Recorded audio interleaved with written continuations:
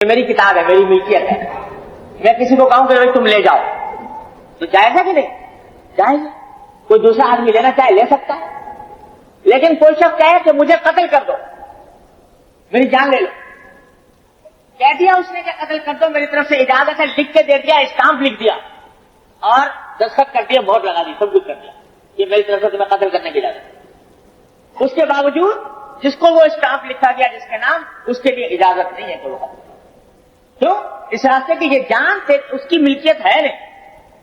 یہ اگر ملکیت ہوتی تو دوسرے کو دے سکتا تھا، لیکن اس کی ملکیت نہیں ہے، اس واسطے اس کو یہ اجازت نہیں ہے کہ وہ دوسرے کو یہ کہہ دے کہ مجھے قتل کر دو. تو اللہ تبارک و تعالیٰ نے یہ پوری جان، پورا وجود، پوری صلاحیتیں اور توانائیاں یہ سب ہمیں امانت کے طور پر عطا کر. لہذا اگر دیکھا جائے تو پوری زندگی امانت، کہ زندگی کا کوئی کام اپنے اعضاء سے کیے جانے والا کوئی عمل، کوئی قول، کوئی فعل ایسا نہ ہو جو اللہ تبارک و تعالیٰ کی دی ہوئی اس امانت کے اندر خیانت ہو. اس لیے اللہ تعالیٰ نے تعبیر کیا اس کو انا عرضنا الامانۃ، ہم نے یہ امانت پیش کی تھی تمام آسمان اور زمینوں کے اوپر. تو اس لیے پوری زندگی امانت. امانت کا جو تصور ہمارے ذہن میں بہت محدود سا ہے نا، کیونکہ آگے پیسے رکھوائے گا اور ہم صندوق کی کھولیں گے، اس میں رکھیں گے، تالا لگائیں گے اور اس کے اندر اگر خیانت اس میں سے نکالا تو ہوگی خیانت. صرف یہی امانت، پوری زندگی امانت، زندگی کا ایک قول فعل امانت. سب سے پہلی بات تو یہ سمجھیں. لہذا جب یہ فرمایا کہ جو شخص امانت میں خیانت کرے تو امانت میں خیانت کرنا یہ نفاق کی علامت ہے. اس کے معنی کیا ہوئے کہ جتنے گناہ ہیں، وہ آنکھ کا گناہ ہو یا کان کا گناہ ہو یا زبان کا گناہ ہو یا کسی اور عضو کا گناہ ہو، وہ سارے کے سارے امانت میں خیانت کے اندر داخل ہیں اور وہ مومن کے کام نہیں ہے، وہ منافق ہے.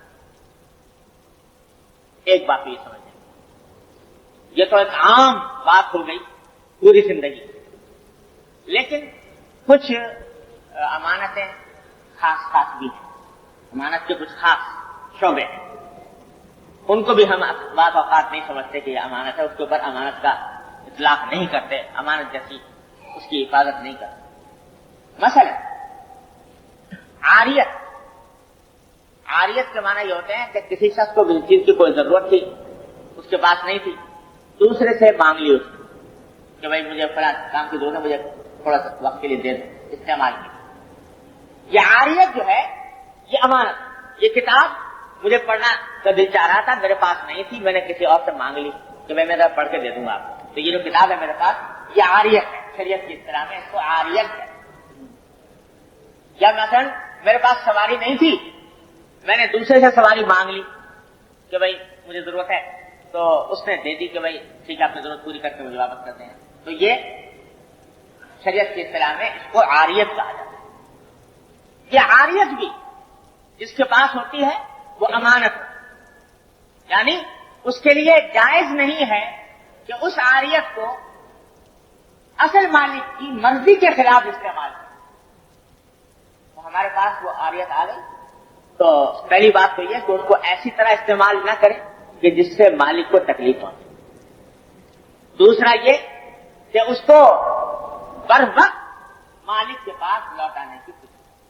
ہمارے حضرت حکیم الامت مولانا تھانوی قدس اللہ سرہ نے پتہ نہیں کتنے مواعظ اور ملفوظات میں اس بات کے اوپر تنبیہ فرمائی ہے کہ لوگ بکثرت ایسا کرتے ہیں کہ ان کے پاس دوسروں کے برتن آ گئے، کسی نے کھانا بھیج دیا، اب اس بیچارے نے سے غلطی ہو گئی کہ آپ یہاں کھانا بھیج دیا، تو اس کا تقاضا یہ تھا کہ بھائی کھانا نکال لو دوسرے برتن میں اور برتن اس کو واپس کر دو. مگر وہ ایسا جرم کیا اس نے کھانا بھیج کر کہ وہ برتن سے بھی محروم ہو گیا. اب وہ پڑے ہوئے پہنچانے کی فکر میں تو اس کو اصل مالک کا برتن ہے، بلکہ بعض اوقات خود اپنے استعمال میں لانے شروع کر دی. یہ امانت میں خیانت. حضرت حکیم الامت صلی اللہ علیہ وسلم فرماتے ہیں کہ یہ امانت میں خیانت ہے، اس واسطے کہ وہ برتن آپ کے پاس آئے تھے وہ عاریت کے طور پر آئے، وہ آپ کے مالک آپ کو نہیں بنایا گیا. تو یہ اس کو استعمال کرنا، پہنچانے کی فکر نہ کرنا، یہ سب امانت میں خیانت. کتاب پڑھنے کے لیے لے لی دوسرے سے. آج کل تو لوگوں نے مقولہ مشہور کر لیا کہ کتاب کی چوری جائز ہے.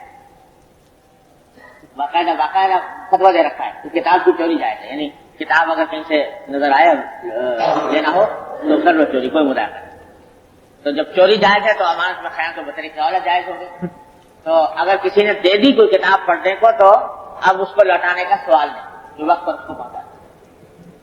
تو یہ ساری باتیں امانت میں خیانت سے بتا، جتنی عاریتیں جس طرح بھی آئی ہوں تو ان کو حفاظت کے ساتھ رکھنا، مالک کی مرضی کے خلاف استعمال نہ کرنا، یہ سب فرض ہے، واجب ہے، اس کی خلاف ورزی کرنا نہ چاہیے، یہ امانت کے مطابق۔ اسی طرح اگر یہ خاص باتیں سے بتا رہا ہوں کہ اس کی طرف مبالغات ذہن ہم لوگوں کا نہیں جاتا اور ہم نہیں سمجھتے کہ ہم یہ کوئی گناہ کا کام کر رہے ہیں، لیکن ہوتا ہے گناہ۔ ایک شخص نے ملازمت کر لی کہیں اور ملازمت سے معاہدہ ہو گیا 8 گھنٹے کی ڈیوٹی دینے کا، تو یہ 8 گھنٹے کی ڈیوٹی جو ہے یہ 8 گھنٹے آپ نے اس کو بیچ دی، لہذا یہ 8 گھنٹے کے جو اوقات ہیں یہ آپ کے پاس امانت ہے اس شخص کے جس کے یہاں آپ نے ملازمت۔ تو اب اگر ان 8 گھنٹوں میں سے 1 منٹ بھی اگر اس کام میں صرف نہ کرے، آدمی کسی اور ایسے کام میں صرف کرے جس کے اوپر کے جس کی اجازت نہیں، تو یہ امانت میں ہے۔ 8 گھنٹے میں سے کوئی وقت بھی اگر کسی اپنے کام میں خرچ کر لیا، دوست احباب آ گئے تو جناب وہ ڈیوٹی کے اوقات میں لے کر اور ہوٹل میں بیٹھے اور گپیں ہو رہے، یہ وقت اس میں جا رہا، یہ وقت تمہارا بکا ہوا تھا، تمہارے پاس امانت تھا، تم نے اس کو تفریح میں، ہنسی میں، کھیل میں گزارا، یہ امانت بتا۔ بتائیے کتنے ہم لوگ مبتلا ہیں اس کے اندر کہ اوقات بکے ہوئے ہیں اور وہ ہمارے پاس امانت ہے، ہم اس کو دوسرے کام کے اندر صرف کر رہے ہیں، یہ امانت میں خیانت ہو رہی ہے۔ اس کا نتیجہ یہ کہ جو تنخواہ مل رہی ہے وہ پوری حلال نہیں ہے، وہ تنخواہ حلال نہیں ہوئی اس واسطے کہ وقت پورا نہیں دیا، امانت میں خیانت کی اس واسطے تنخواہ حلال نہیں۔ دارالعلوم دیوبند میں حضرات اکابر علماء دیوبند، اللہ تعالیٰ ان کے درجات بلند فرمائے، انہوں نے حقیقت یہ ہے کہ اس آخری دور میں اللہ تعالیٰ نے ان حضرات سے صحابہ کرام کی یادیں تازہ کروائی، ان حضرات کی زندگی، ان حضرات کی سیرتوں۔ اساتذہ کرام کا معمول یہ تھا، دارالعلوم دیوبند کے ابتدائی دور کی بات کر رہا ہوں، اور پھر حضرت علامت مولانا تھانوی رحمۃ اللہ علیہ کے یہاں خانقاہ میں ان کے مدرسے میں بھی معمول یہ تھا کہ اساتذہ بہرحال تنخواہیں ان کی مقرر تھی، تنخواہیں اگرچہ اس زمانے میں ایسی ہوتی تھی 10 روپے ماہانہ، 15 روپے ماہانہ اور 20 روپے ماہانہ، وہ معمولی تنخواہیں، لیکن کیونکہ تنخواہ مقرر ہو گئی اور اپنے اوقات مدرسے کے ہاتھ بیچ دیے، تو یہ معمول تھا ہمیشہ کا کہ اگر کوئی شخص مدرسے کے اوقات میں آ گیا، مہمان دوست احباب ملنے کے لیے آ گئے، تو جس وقت وہ آیا فوراً گھڑی دیکھی کہ اس وقت میں یہ شخص پہنچا ہے، جلدی سے جلدی اس کو نمٹانے کی فکر کی، اور جب وہ چلا گیا تو اس وقت کا وقت نوٹ کر لیا، سارے مہینے کا ریکارڈ محفوظ ہے اپنے پاس کہ اتنے 10 منٹ 15 منٹ میں نے دوسرے کام کے اندر صرف کیے۔ تو جب مہینہ ختم ہوتا تو باقاعدہ لکھ کر درخواست دی جاتی تھی کہ اس مہینے کے اندر میں نے اپنے اوقات میں سے اتنا وقت جو ہے وہ مدرسے کے کام کے علاوہ صرف کیا ہے، لہذا براہ کرم میری تنخواہ میں سے اتنے پیسے وضع کر لیے جائیں۔ یہ باقاعدہ معاملہ کیوں؟ اس لیے کہ اگر لے لے تو کہتے ہاں تو وہ حرام ہو گئی، وہ حصہ تنخواہ کا حرام ہو گئی، اس لیے واپس۔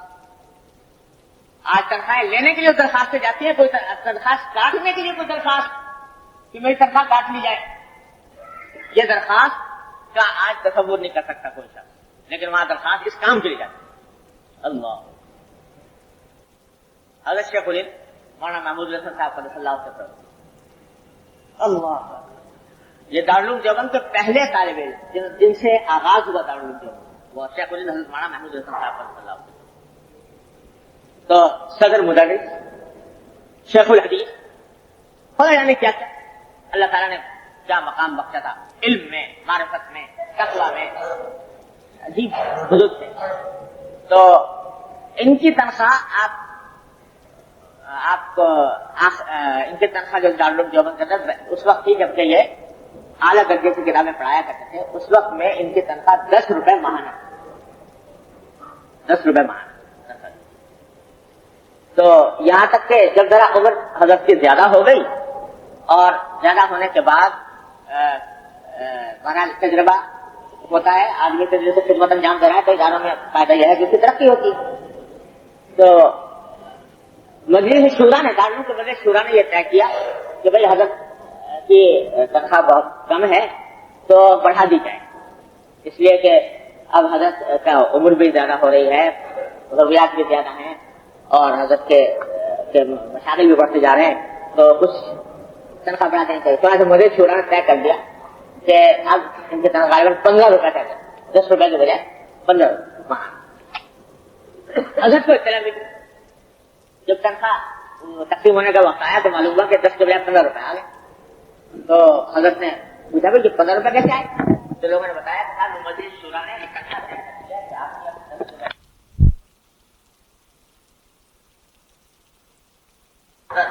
محترم صاحب کہنا کہ حضرت آپ نے ہماری میری تنخواہ 10 روپے کے بجائے 15 روپے کر دی ہے، حالانکہ میں تو اب بوڑھا ہو گیا، تو میں پہلے اگر 2-3 گھنٹے زیادہ نشاط کے ساتھ پڑھا سکتا ہے تو اب کم پڑھاتا ہوں، وقت کم دیتا ہوں، تو اب میری تنخواہ میں اضافے کا کوئی جواز نہیں، لہذا براہ کرم یہ تنخواہ میری جو آپ نے جو اضافہ کیا گیا ہے، ترقی جو کی ہے، یہ واپس لی جائے اور میری تنخواہ اسی طرح 10 روپے رکھی.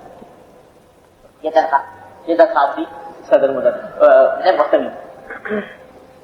لوگوں نے آ کر یہ منت کی کہ حضرت آپ یہ اپنے لیے تو آپ یہ فرما رہے ہیں آپ کا وہ تقویٰ ہے، ورع ہے، لیکن دوسرے لوگوں کے لیے ایک مشکل ہو جائے گی کہ ان کی ترقیاں رک جائیں گی، لہذا آپ کی طریقے سے منظور کیجیے. بہت منت کی، خوشامد کی، تو لیکن اپنے لیے پھر بھی گوارا ہے.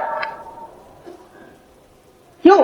اس واسطے کہ فکر ہر وقت یہ لگی ہوئی ہے کہ یہ دنیا تو میاں چند روز کی ہے، تھوڑا جانے آج ختم ہو جائے گا، کل ختم ہو جائے. یہ پیسہ جو میرے پاس آ رہا ہے یہ اللہ جل جلالہ کے حضور حاضر ہو کر کہیں وہاں شرمندگی کا سبب نہ بنے کہ یہ پیسہ تم نے ناجائز طریقے سے دیا. تو یہ عام معمول کی بات بتا رہا ہوں. دارالعلوم دیوبند ایسے ہی دارالعلوم دیوبند نہیں بن گیا کہ یہ کتاب پڑھا دی گئی اور ایک یونیورسٹی ہے جس میں استاد نے سبق پڑھا دیا اور طالب نے پڑھ لیا. ایسے دارالعلوم دیوبند نہیں بن گیا. وہ ان اداؤں سے بنا، ان اللہ تعالیٰ کے سامنے جواب دہی کی فکر سے بنا، اس ورع اور تقویٰ سے بنا. تو یہ اوقات جو ہم نے بیچ دیے کسی کے خاص، یہ امانت، اس میں خیانت نہ. آج سارا زور اس پر ہے کہ حقوق حاصل کرو، حقوق کا بڑا زور ہے.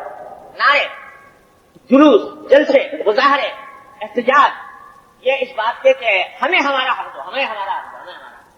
ہر شخص اس مطالبے کے اندر لگا ہوا ہے کہ مجھے میرا حق دو، لیکن مجھ سے دوسرے کا حق بھی لے لو. یہ کسی کو فکر نہیں کہ میں آیا دوسرے کا حق ادا کر رہا ہوں کہ نہیں کر رہا. یہ مطالبہ تو ہے کہ میری تنخواہ بڑھنی چاہیے، یہ مطالبہ ہے کہ میری ترقی ہونی چاہیے، یہ مطالبہ ہے کہ مجھے اتنی چھٹیاں ملنی چاہیے، یہ مطالبہ ہے کہ مجھے اتنا الاؤنس ملنا چاہیے. لیکن جو مجھے فرائض ہو کے گئے ہیں میں وہ پوری طرح ادا کر رہا ہوں کہ نہیں، اس کی فکر.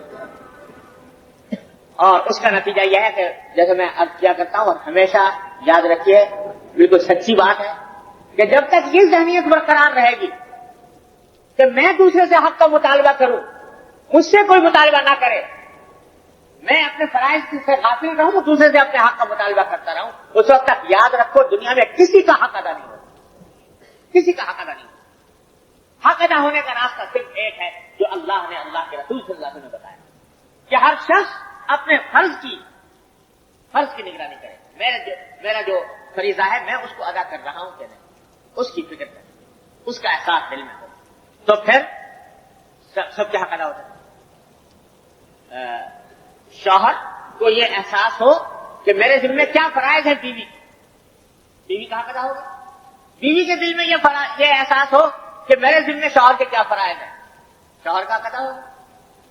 مزدور کے دل میں یہ احساس ہو کہ جس کا میں ملازمت کر رہا ہوں اس کے میرے اوپر کیا فرائض ہے، اس کا ادا ہو، اور اس کے دل میں یہ احساس ہو کہ مزدور کے کیا حقوق میرے ذمہ ہے، جب تک یہ احساس دل میں پیدا نہیں ہوگا یہ نعرے ہی لگتے رہیں گے، تحفظ حقوق کی انجمنیں ہی قائم ہوتی رہیں گی اور جماعتیں ہی قائم ہوتی رہیں گی اور جلوس نکلتے رہیں گے اور کسی کا حق ادا نہیں ہوگا، جب تک اللہ کے سامنے جواب دہی کا احساس نہ ہو کہ میں اللہ کے سامنے مجھے جواب دینا ہے، یہ کہیں اس کا حق مجھ سے پامال نہ ہو۔ یہی راستہ ہے سب دنیا میں امن و سکون کا، اور کوئی راستہ نہیں۔ تو عرض یہ کر رہا تھا کہ یہ جو اوقات ہم نے دے دی یہ ہمارے پاس امانت، اس کے اندر کوئی قرآن شریف میں فرمایا، عجیب آیت ہے سورہ تطفیف کی، وَيْلٌ لِّلْمُطَفِّفِينَ الَّذِينَ إِذَا اكْتَالُوا عَلَى النَّاسِ يَسْتَوْفُونَ وَإِذَا كَالُوهُمْ أَو وَّزَنُوهُمْ يُخْسِرُونَ۔ فرمایا کہ دردناک عذاب ہے ان لوگوں کے لیے جو ناپ تول میں کمی کرتے، وَيْلٌ لِّلْمُطَفِّفِينَ، مطففین کے معنی ناپ تول میں کمی کرتے، اور ان کا عجیب حال آگے قرآن شریف نے یہ بیان فرمایا کہ اذا اکتالوا علی الناس یستوفون، جب دوسروں سے وصول کرنے کا وقت آئے تو پورا پورا وصول کریں، کہ ذرا سا بھی اوچھا نہ رہے، ناپ میں ذرا بھی اوچھ نہ رہے، دوسروں سے پورا وصول کریں، وَإِذَا كَالُوهُمْ، اور جب دوسروں کو دینے کا وقت آئے، او وزنوہم، چاہے تول کر یا ناپ کر، تو یخسرون، اس میں ڈنڈی مار، اس میں کم دے، ان کے اوپر دردناک عذاب۔